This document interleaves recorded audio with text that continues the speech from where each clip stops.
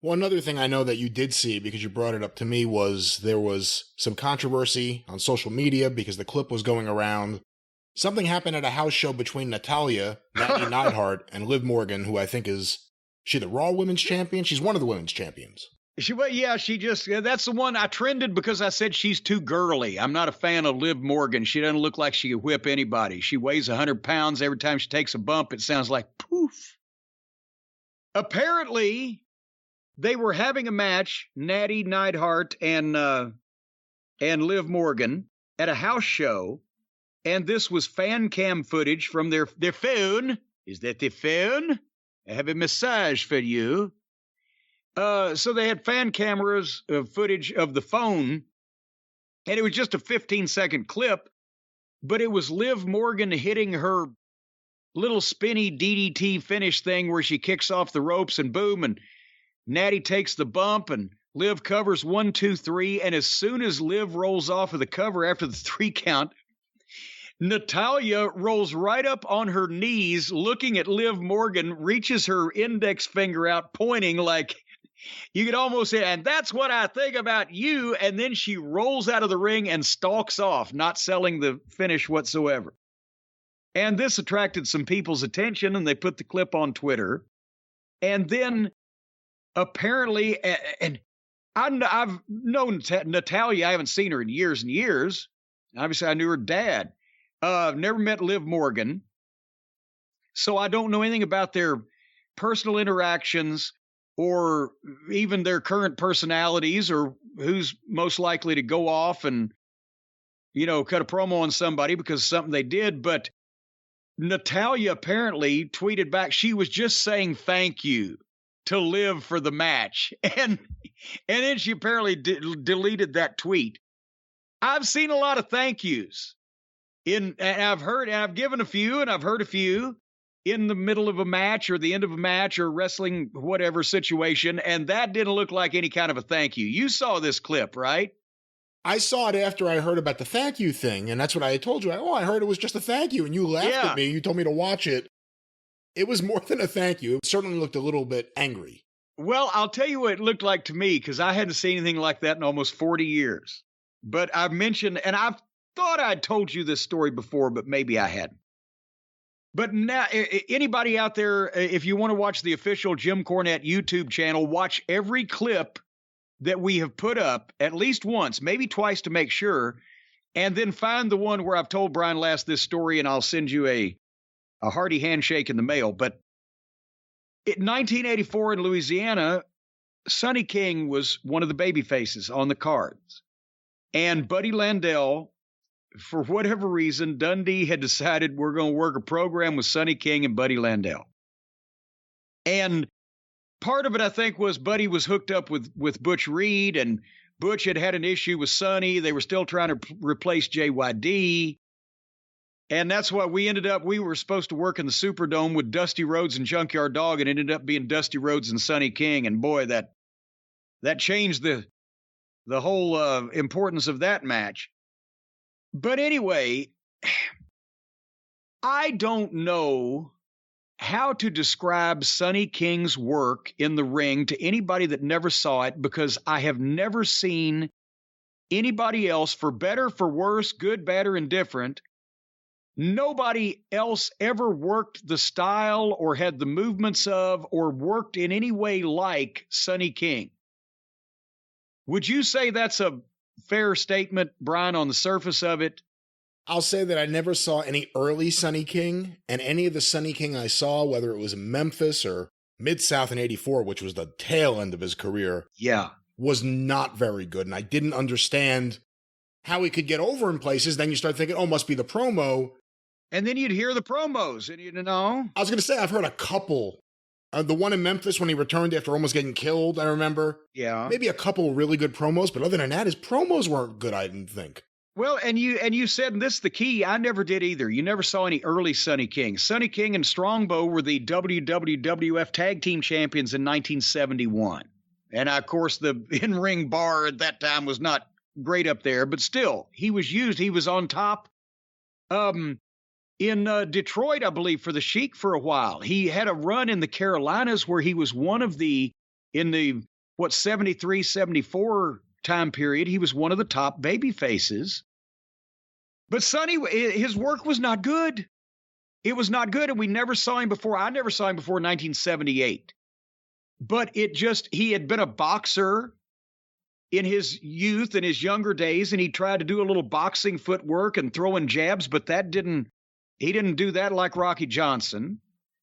And he had 2 left feet, and it got worse as time went on. And because he could talk a little bit, and he was 6'4" or 5" and 250 pounds, and he was a badass guy. So they tried to make him a manager because he could be, dark and evil type, and, but the point is, Jerry Jarrett liked him. He really liked him as a person and as a human being. And that's why he got booked in Tennessee a lot. And as a manager with Joe LeDuc, Jean-Louis, a few other people, okay, that was all right, but the matches were horrible. And then in 1980, late 81, early 82, Sonny was from Louisiana originally, but he was visiting friends in Charlotte while he was, I believe he either had been wrestling in Tennessee or had just finished up here. And he was at the Charlotte Coliseum and visiting some of the boys that he knew. And these 3 or 4 guys fans were trying to get in the back door without paying, and they were giving the old security guard a hard time, and Sonny King didn't back up from anybody, and he went over to say, hey, leave the old man alone, what the fuck? And one of the guys had a knife and stabbed him. And didn't just stab him, stabbed him numerous times and cut him to the point where I believe one of the stabs nicked his heart. And I think there was a punctured lung involved. And so the point is, he was rushed to the hospital, emergency surgery, and the doctor actually had to take his heart out of his chest and massage it in the process of doing whatever they did to patch him back up. So at that point, it was a long recuperation, and then he wanted to wrestle again, and he called Jerry Jarrett, and Jerry Jarrett booked him back in Memphis, and he came out, and that's the interview that you're talking about, and that is the memorable one. I mean, he did some heel interviews with Joe LeDuc or whatever, but he came out and did the interview with Lance and told the story that the surgeon actually had his heart in his hand outside his body, and he was that close to death. And Sonny had this cute little son, a kid named Larry.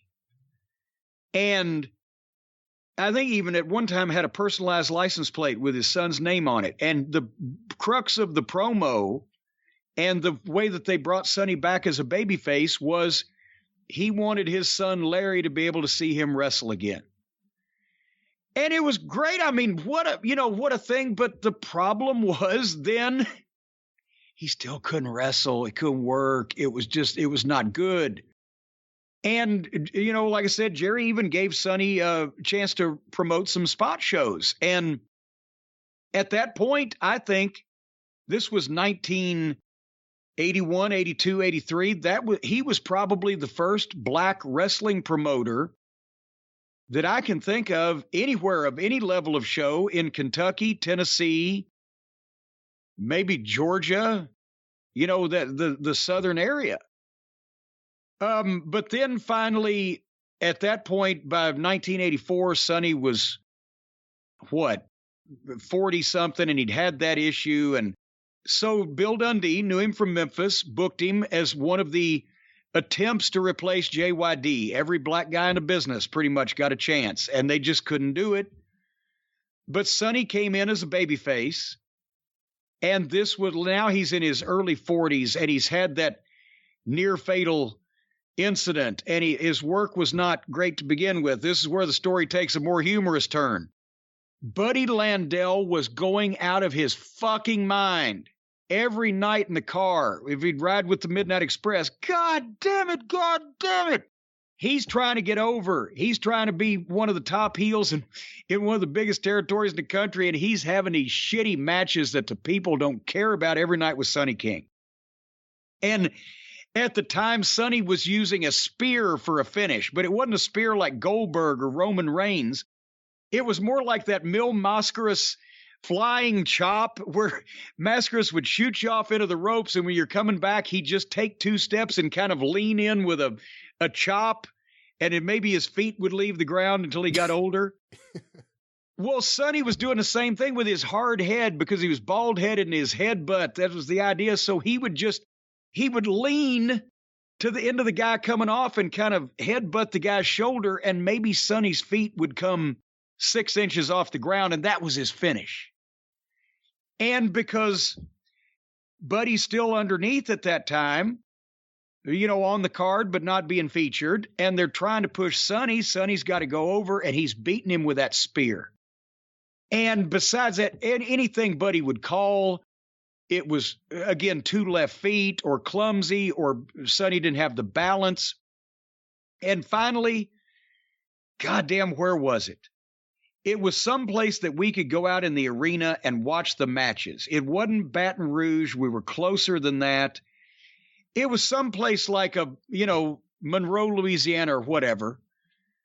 But I swear to God, we're watching that match, and you can tell Buddy's getting more and more frustrated, and Sonny's just off. And I mean, this was the kind of thing, because Sonny would call shit that didn't even make sense. One time, Sonny was same territory, same time period, was working against Hercules Hernandez. And you remember what Hercules looked like in 1984. My God, 2% body fat, jacked to the gills on every steroid known to man. One of the strongest human beings I've ever seen.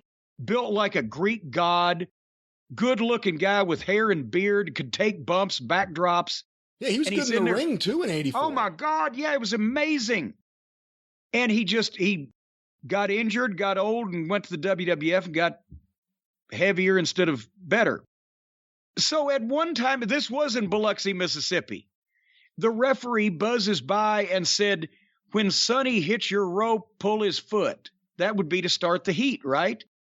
But I'm looking in the ring, and Hercules is beating Sonny King up. Boom, boom, boom. And he packs Sonny up, and he goes to shoot him off. And I'm thinking, what? And he shoots Sonny off into the ropes to clothesline him. And when Sonny hits my ropes right in front of me, he just collapsed, even though I never touched him. He thought I'd pulled his leg, and he just collapses and trips and then looks back at me like, what the fuck? And I'm like, what? The referee, the only spot the referee called was when Sonny hits your ropes, pull his leg. But that would indicate that Sonny was going to hit the ropes, try to tackle my guy or whatever. If I tripped my man's opponent when my man was in control and threw him into the ropes to clothesline him, then it looked like I'm helping Sonny. So I didn't do anything, right? Because it didn't make any sense. And he's like, oh, fuck. So anyway, Buddy's in this thing. And everything's going sideways, and finally you see Sonny make his comeback, and he punches Buddy a few times with the boxer punches. He backs him up into the ropes. He fucking shoots him off. And as Buddy comes back off, he leans in with that little spear headbutt where his feet don't even leave the ground. And I swear to God, Buddy didn't take a bump. He just stiffened up. And then he started sitting back down. He put his hands behind him and he sat down on his ass on the mat and then leaned back with his knees still bent up. And Sonny covered him. And as soon as Sonny started getting up, Buddy stood right straight back up and stuck that finger out just like Natty did to fucking Liv Morgan and mouthed some words that we later asked him what he said.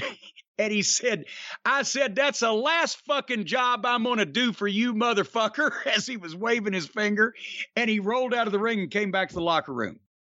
And from that point, Dundee just changed like the 2 or 3 matches they had left. He just changed them.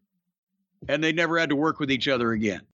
But that's what that thank you finger pointing reminded me of, was Buddy Landell taking that spear, sitting down on his ass, leaning back, staying there for 3 seconds and then standing straight up and saying, that's the last fucking job I'll do for you, motherfucker. Hey, so, I'm not saying this is what it was, and I'm not saying that at all. I just want to stress that. But it did make me think about it. Is it difficult night after night if you are a trained professional wrestler, someone who came up in the wrestling business, around a family of wrestlers, around the wrestling business? Yes. Is it difficult to work with someone who may have memorized a series of sequences versus someone who truly knows how to work. Yes. Especially when you're someone who knows how to work. Yes, because it's not just about doing all the moves right, and as you said, memorizing a sequence of events. It's about if you're somebody that's green or even has been in the business a few years, but is just the modern, I'm going to memorize this routine we're going to go through, and we'll base it on cool moves instead of logic. And it's the actual act of working. Even if you're doing all the moves can be comfortable, or the moves can be a fight or a struggle to get, or the moves can be painful. It depends on who you're working with. And sometimes they look the same to the outside eye. But remember, I've talked about people that they'll jerk you.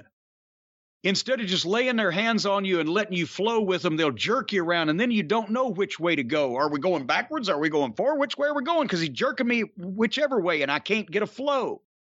Or when you're working with somebody and something just comes out of nowhere that's apropos of nothing, and, while you're putting a step over toe hold on somebody, and they just reach up and punch you in the fucking face. Boom. Okay, I didn't expect that coming at this particular point in time.